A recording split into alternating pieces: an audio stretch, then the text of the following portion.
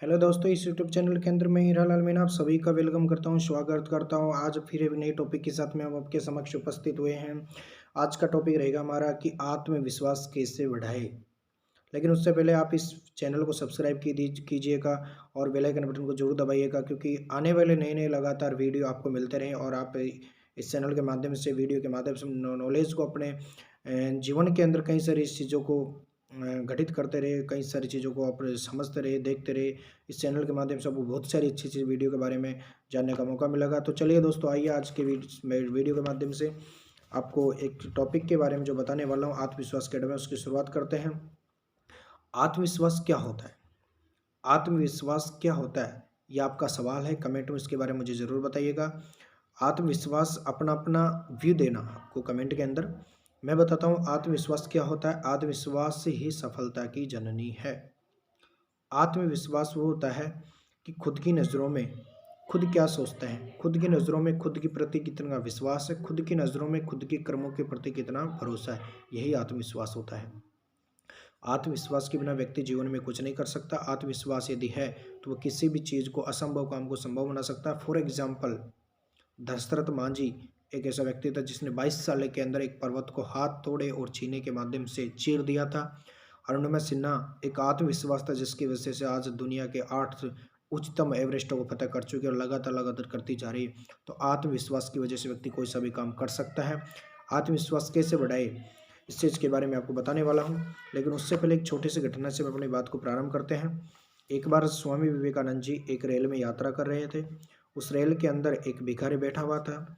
भिखारी ने अपनी गरीबी का हवाला देते हुए स्वामी जी से भीख मांगी। पहले स्वामी जी मौन रहे। स्वामी जी से उन्होंने दोबारा भीख मांगी। स्वामी जी को कहा उन्होंने कि श्रीमान जी, मैं बहुत गरीब हूँ, मुझ पे दया करो, कुछ भीख दे दीजिए, खाने के लिए पैसा नहीं है।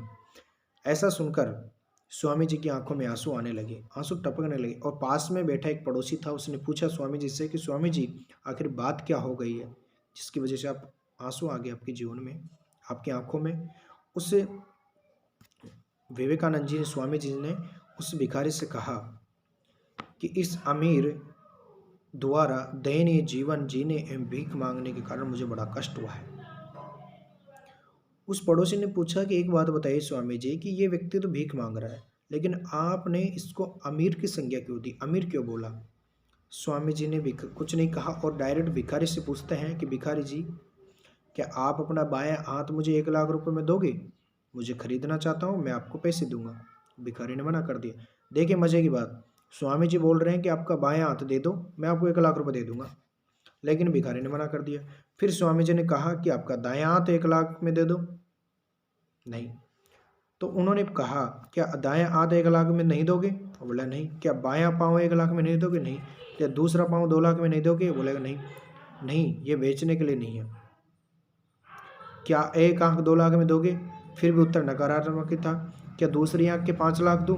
आखिरकार श्रीमान जी, मैं इन्हें कैसे बेच सकता हूँ? भिखारी जी कह रहे हैं कि श्रीमान जी, मैं इनको कैसे बेच सकता हूँ? और स्वामी जी ने उनके शरीर के प्रत्येक अंग की अलग अलग कीमत बताई। उस प्रकार उन्होंने लगभग 400 करोड़ की कीमत बता दी, लेकिन भिखारी जी ने मना कर दिया। इस पर स्वामी जी ने कहा कि बेच नहीं सकते, लेकिन इनका उपयोग भीख मांगने के लिए करते हो। देखिए बड़े गजब की बात, स्वामी जी कह रहे हैं भिखारी जी से कि इनको बेच नहीं सकते और इस बॉडी का उपयोग आप भीख मांगने के लिए करते हो। क्या ये भीख मांगने के लिए उपयोग करने हेतु मिले आपको? क्या ये शरीर आपको भीख मांगने के लिए मिला है? क्या तुम भी अभी गरीब हो? क्या तुम्हारे पास कुछ नहीं है? जिसके पास इतना धन है, करोड़ों का धन है, और आप कह रहे हो कि हम भिखारी हैं। भिखारी वहाँ से शर्मा कर चला गया। वह अपनी पूंजी, अपनी शक्तियों और अपनी योग्यताओं, अपनी क्षमताओं, प्राकृतिक वरदानों से अवगत नहीं था। अज्ञानी ही नहीं अपितु आत्मविश्वास की कमी कारण भिखारी स्वयं के पास उपलब्ध स्रोतों को पहचान नहीं पा रहा था, उनको उपयोग नहीं समझ पा रहा था। क्या हम सब भिखारी की तरह नहीं जी रहे हैं? सोचने वाला पॉइंट है, क्या हम सब भिखारी की तरह नहीं जी रहे हैं? इसको किसी कोई दुनिया का सबसे बड़ा सुपर कंप्यूटर मस्तिष्क है। दुनिया का सबसे बड़ा सुपर कंप्यूटर मस्तिष्क, क्योंकि इस मस्तिष्क के माध्यम से ही दुनिया ने, प्रत्येक व्यक्ति ने बड़े बड़े इतिहास रचे। इस मस्तिष्क के माध्यम से ही बहुत बड़े इतिहास रचे, ये सबके पास है, फिर भी हम इसका उपयोग नहीं कर दयनीय जीवन जीते हैं। इसमें सिर्फ और सिर्फ हमारी गलती है, हमारी गलती है। हम अक्सर भूल जाते हैं कि हमारे पास बहुत कुछ है।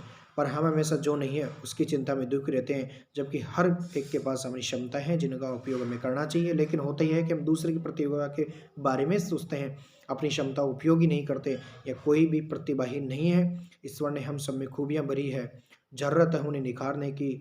भाइयों और बहनों, सफलताओं के रास्ते में बाधाएं तो अक्सर आती है, परंतु जीतता वही जो सोचता है उसे जीतना चाहिए, अथवा उसमें आत्मविश्वास होता है। जो जीतता है उसमें आत्मविश्वास होता है, आत्मविश्वास के बदले ही व्यक्ति जीत पाता है। आत्मविश्वास शब्द दो शब्दों से मिलकर बना होता है। स्वस्थ धातु के आगे वी उपसर्ग लगाने से विश्वास शब्द बनता है। स्वस्थ का अर्थ होता है सांस लेना, और वी अर्थार्थ विशेष रूप से, शांति से संतुलित रूप से सांस लेना। विश्वास विशेष रूप से सांस लेना, शांति सांस लेना, विश्वास शब्द बना है। सांस की गति हमारी भावनाओं पर आधारित होती है। गुस्से में हो तो तेज गति से, और शांत होते धीमी गति से।